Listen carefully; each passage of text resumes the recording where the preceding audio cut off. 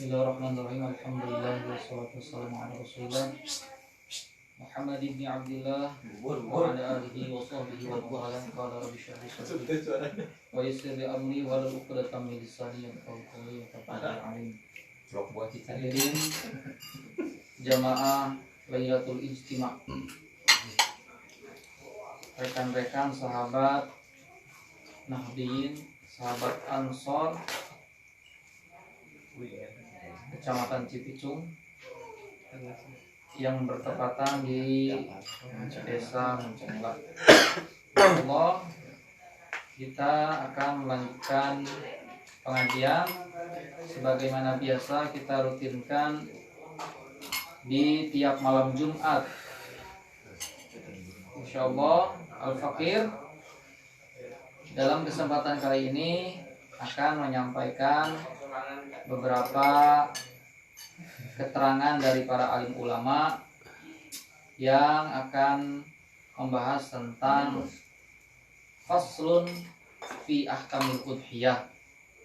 Karena kebetulan kita sekarang sudah memasuki pada bulan yang ke-12 dalam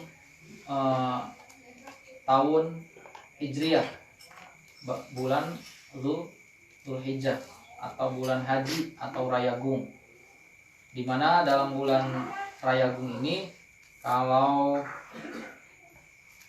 dalam umat Islam, syariat Islam itu dikenal juga dengan bulan kurban. Itu selain bulan haji tentunya, karena tidak ada haji selain di bulan ini. Kalau ada haji ataupun ada yang ke Mekah selain bulan ini namanya bukan haji tapi namanya umroh. Kalau haji mah adanya di bulan haji, bulan Dzulhijjah. Yang kedua, dalam bulan Dzulhijjah juga ada syariat yang mana syariat ini juga adalah syariatnya Nabi Ibrahim, yaitu kurban atau udhiyah, sebagaimana disabdakan dalam Quran surat Al-Kautsar. A'udzubillahi minasyaitonirrajim. Bismillahirrahmanirrahim. Inna a'tainakal kautsar fasholli lirabbika wanhar. Ayat itu adalah ayat yang menjadi nas bahwa umat Islam disyariatkan untuk Idul Kurban, yakni dalam kata wanhar, fasholli lirabbika wanhar. Hadirin jamaah sahabat Nahdiyin Ansarin rahimakumullah. Baiklah, kita akan memulai pembahasan tentang bab kurban. Mudah-mudahan dalam pembahasan ini kita bisa mengalap faidah, mengalap manfaat, karena bab ini juga termasuk yang urgen, di mana dalam beberapa hari atau minggu ke depan kita akan merayakan hari raya Idul Kurban. Bismillahirrahmanirrahim. Qala al-mu'allif rahimahullah wa nafa'ana bihi wa bi ulumihi wa bi asrarihi fid dharain amin ya rabbal alamin. Faslun fi ahkamil udhiyah. Pasal atau bagian ini akan menjelaskan tentang hukum-hukum kurban. Di sini Al-Fakir Simkuring itu membacakan kitab Fathul Qorib, lalu ada keterangan juga dari kitab I'anah dan sebagainya. Sebelumnya seperti biasa, saya lupa, kita sama-sama niat terlebih dahulu. Ya, niat. Bismillahirrahmanirrahim. Bismillahirrahmanirrahim. Nawaitu ta'alluma. Nawaitu ta'alluma. Ta'lim. Watadzakur, watadzakir, wan naf'a, intifa, wal hasa, alat tamassuki, kitabillah, wa sunnati, rasulihi, sallallahu alaihi wasallam, wa dilalata, huda, wa ibtigha'a wajhillah, wa mardatihi, wa qurbihi, wa sawabihi, subhanahu wa ta'ala. Udhiyah. Jadi istilah lain dari kurban itu adalah udhiyah. Udhiyah itu sendiri sebenarnya adalah nama untuk hewannya. Kalau kurbannya itu bahasa Indonesia. Walaupun juga masih dalam bahasa Arab juga ada dari kata koroba. Karena filosofi daripada kita menyembelih kurban itu adalah kita supaya lebih dekat kepada Allah Subhanahu wa taala. Sebagaimana syariat kurban dahulu ketika Nabi Ibrahim itu diperintahkan untuk menyembelih anaknya sendiri, yakni Nabiullah Ismail alaihissalam. Itu sebagai ujian, cobaan supaya lebih dekat lagi. Nah, maka disebut juga dengan kurban. Nah, udhiyah itu dengan membaca atau dengan dibaca dhammah. Dhammah itu harokat yang di atas yang melingkar pada hamzahnya, udhiyah. Nah, ini menurut qaul atau menurut pendapat yang paling masyhur. Da urang mah biasana mirangna udhiyah. Asana teh jarang aya anu nyebutkeun idhiyah atau adhiyah. Gitu. Masyhurna kitu. Udhiyah itu adalah ismun lima yuzbahu minan na'am yauma idin nahri. Udhiyah itu nama binatang ternak sasatuan gitunya. Yang mana hewan itu adalah hewan yang disembelih. Hewan ternak itu sembelih pada hari nahar. Hari nahar itu hari kurban atau hari Idul Adha. Wa ayyamat tasyrik, dan hari-hari tasyrik. Hari tasyrik itu tanggal 11, 12, 13 dari bulan Zulhijjah. Tujuannya apa? Taqarruban ilallahi ta'ala. Nah, ini. Jadi yang membedakan orang mayoran bencit mencit sapi di hari-hari biasa. Kalau dalam Idul Adha itu potongannya, waktunya dan tujuannya juga beda. Kalau dalam Idul Adha itu tujuannya taqarruban ilallah, supaya kita lebih dekat kepada Allah, dan waktunya pun hanya terbatas berarti 4 hari. Tanggal 10 pas hari Idul Adha, 11, 12, 13 tasrik. Itu pengertian daripada udhiyah. Nah, wal udhiyatu sunnatun muakkadatun. Hukumnya kurban itu seperti apa? Wajib kan? Itu apa sunnah? Nah, di sini musannif menyebutkan keterangan bahwa namanya kurban itu hukumnya sunnah muakkadah. Sunnah muakkadah itu suatu anjuran atau hukum yang tidak wajib namun sangat dianjurkan. Sunnatun muakkadatun alal kifayah. Nah, ini hukumnya itu sunnah muakkadah kifayah. Kifayah itu jadi kalau misalnya ada salah seorang yang melaksanakan, maka yang lain gugur hukumnya. Seperti udhiyah ini. Contohnya misalnya dalam keluarga gitu. Ada 10 anggota keluarga. Kakek, nenek, sekeluarga tadinya. Sarompok teh. Anakna, cucuna, sarompok. Terus aya salah seorang anu kurban, maka yang lain tidak usah lagi untuk berkurban, jadi cukup salah seorang. Tapi kalau misalnya mau kurban ya tidak apa-apa, sunnah. Fa idza ata biha wahidun min ahlil bait kafa an jamihim. Jadi kalau salah seorang penghuni rumah sudah ada yang kurban, itu Payono misalnya kurban, maka istrinya tidak harus kurban lagi. Wala tajibul udhiyatu illa binadrin. Nah, udhiyah ataupun kurban itu tidak wajib kecuali nazar. Artinya kalau misalnya ada sumpah, misalnya wah saya kalau beres wisuda mau kurban, nah, itu nazar namanya, sumpah. maka itu wajib hukumnya. Kalau tidak dilaksanakan hutang. Kalau hutang itu harus dibayar. Gitu. Nah, itu hukumnya sunnah muakkadah alal kifayah. Kalau dalam bahasanya Fathul Muin itu muta'akkad, yusannu muta'akkidan. Dan ini pun kalau Nabi mah wajib. Kalau umat Nabi Muhammad mah sunnah, tapi kalau Nabi Muhammad wajib karena sebagai contoh gitu. Wa amma fi haqqihi sallallahu alaihi wasallam fa hiya wajibatun itu.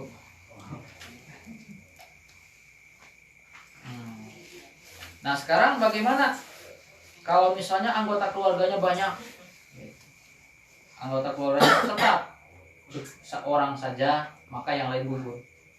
Lalu bagaimana kalau misalnya dia hidup sebatang kara alias menjomblo? Nah, mungkin ada yang belum nikah ataupun memang sudah ditinggal oleh kekasihnya ataupun karena sudah tidak memiliki orang tua dan keluarga misalnya atau perantauan dia sendiri, wa illa fasunnatu ain. Kalau dia sendiri mah hukumnya sunnah ain. Kalau sunnah itu berarti ya individu tersebut dianjurkan untuk berkurban. Tapi dengan catatan nanti ada syarat-syaratnya, di antaranya adalah kalau mampu. Kalau tidak mampu ya tidak apa-apa, tidak kurban juga. Gitu.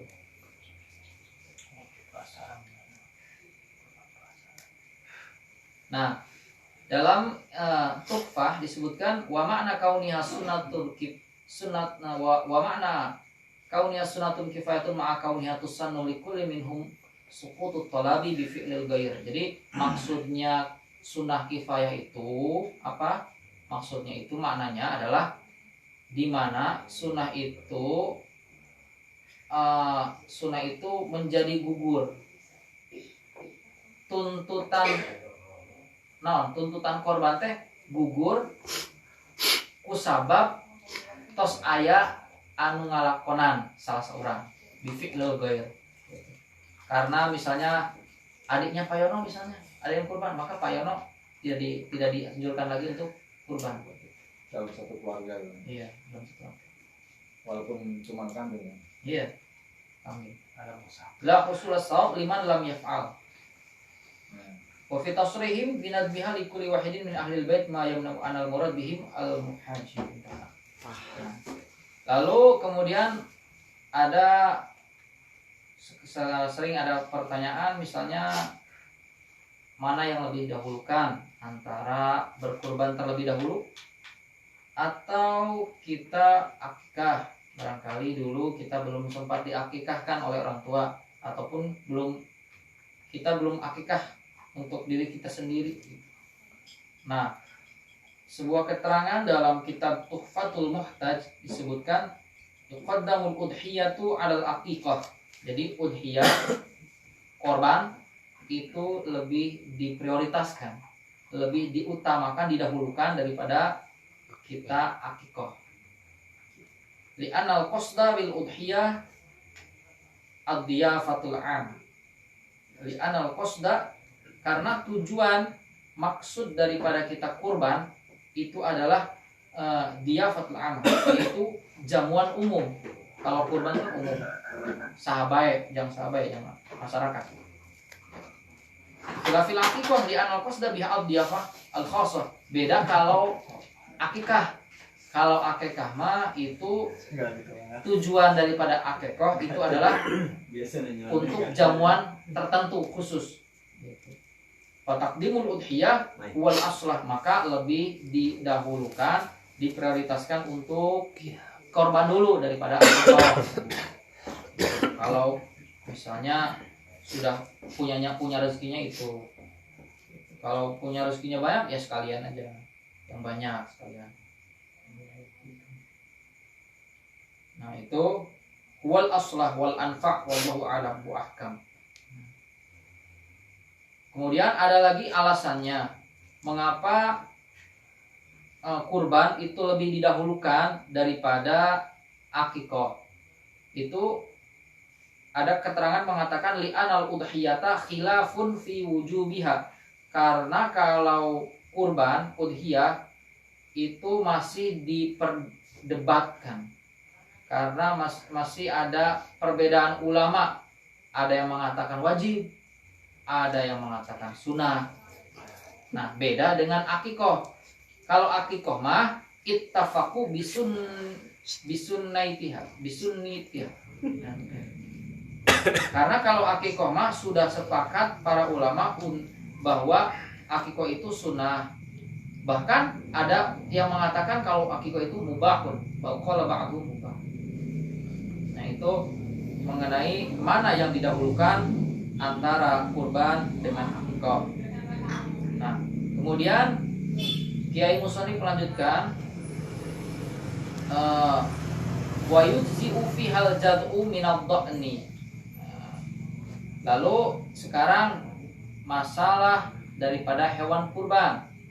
Hewan kurban yang apa? Yang bagaimana? Yang model seperti apa?